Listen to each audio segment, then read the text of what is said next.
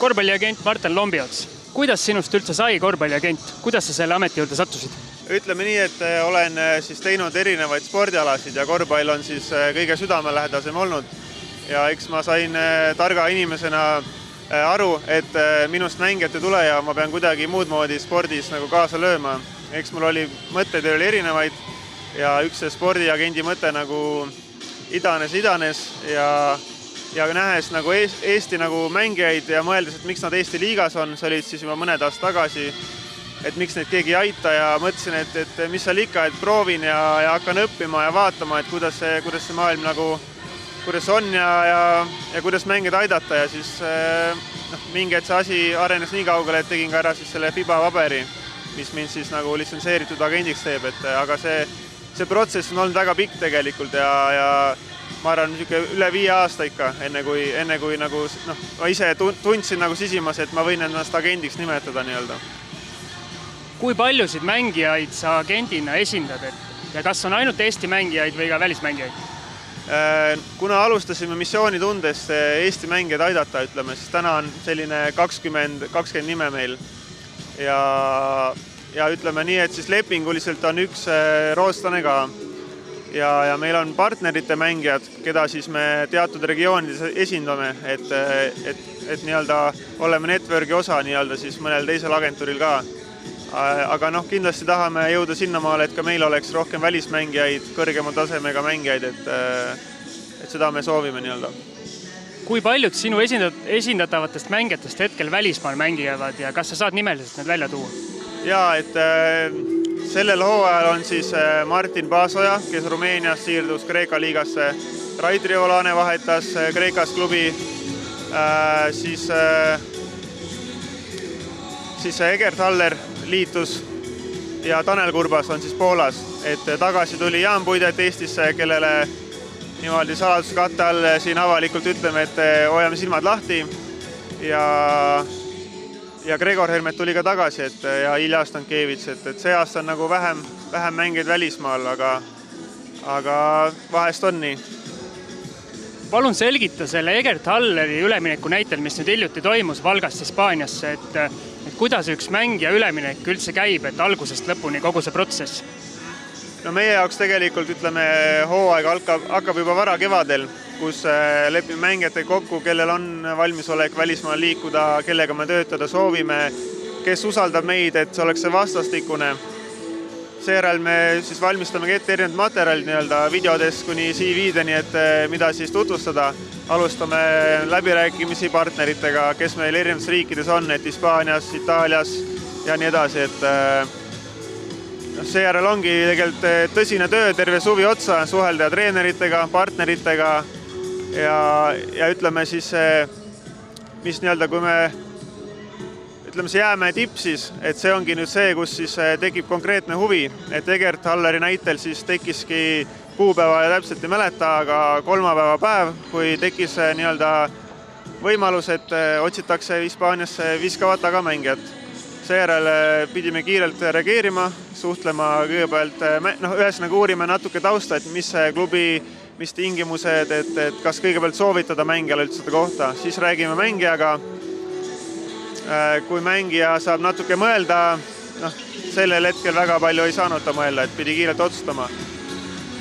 Kui mängija on öelnud jahi, siis küsime lepingut, vaatame, vahepeal tuleb ka leping varem, eks see on nagu erinev. Vaatame juba lepingut ja alustame läbirääkimisi, siis nii-öelda alustasime Valga klubiga ka, et meil oli lepingus tingimused hooaja alguses pandud, kui tal võimalus tekib, et ta saab minna. Aga see ongi hästi palju nagu erinev nii-öelda, mis ajal see pakkumine tuleb, et see on selline lühi nagu kirjeldus siis mängija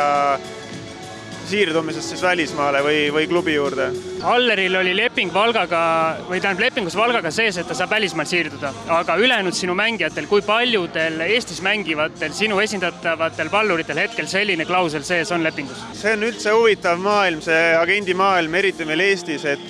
kultuur on meil olematu, sest meie oleme ainsad nii-öelda ametlikud korvpalliagendid üldse, kes Eesti mängijatega niimoodi rohkem tegelevad ja kes aitavad ka Eesti siseselt klubide vahel liikuda. Et mingid mängijad räägivad ise, kuna kuna lihtsalt nii on täna, mingitel mängijatel me aitame, mingid klubid Eestis täna maksavad agenditasusid Eesti mängijate liigutamise eest, mingid ei maksa. Et see on niisugune hall ala ja kes on meiega valmis koostööks, siis meie nagu esindame mängijad, leiame parima, ütleme, planeerime ta karjääri nii-öelda ka Eestis, et Eesti klubides oleks head tingimused neil, et klubid ei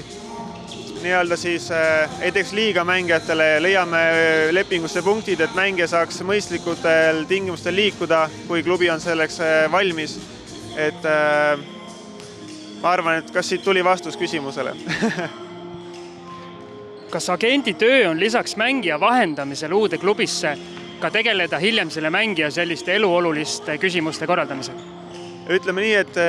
meil nagu tippmängijaid pole, kus kindlasti on seda kõike rohkem, aga muidugi me oleme alati olnud valmis nagu aitama, et kas seal on mingid pereküsimused, mingisugused kindlustusküsimused, võib-olla seal mingid majutusega, seal näiteks internetti pole või eks ikka aeg-ajalt tuleb ette mingid selliseid muresid, mida vaja lahendada, aga Eesti mängija on niisugune huvitav, et kuna meil see kultuur puudub, nagu ma mainisin,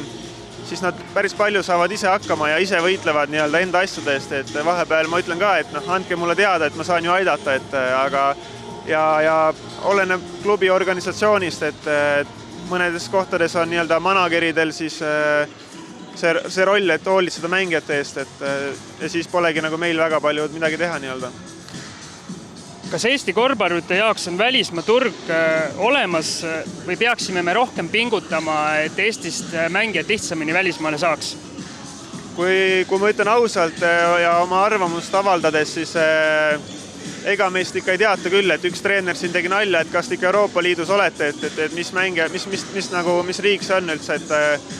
ja mingis ringkondades teatakse rohkem, aga ma arvan, et see küsimus on niisugune, sellest võiks teha täitsa eraldi saate, ma arvan, et see on niisugune filosoofiline, emotsionaalne teema nagu üleüldse Eesti sport, et Tartu teema siin küttis kirgi, kus palju oli igasuguseid arvajaid, neid arvajaid on sotsiaalmeedia vahendusel siin erinevates gruppides, et mina kutsuks üles hoopis inimesi rohkem nagu tegutsema, et tulge panustage, võtke omale mingi lemmikklubi, tulge tehke tund-kaks nädalas tööd, et see on nagu üks asi. Teine asi, mängijad, et mõelge läbi, mida te üldse tahate, miks te seda korvpalli mängite,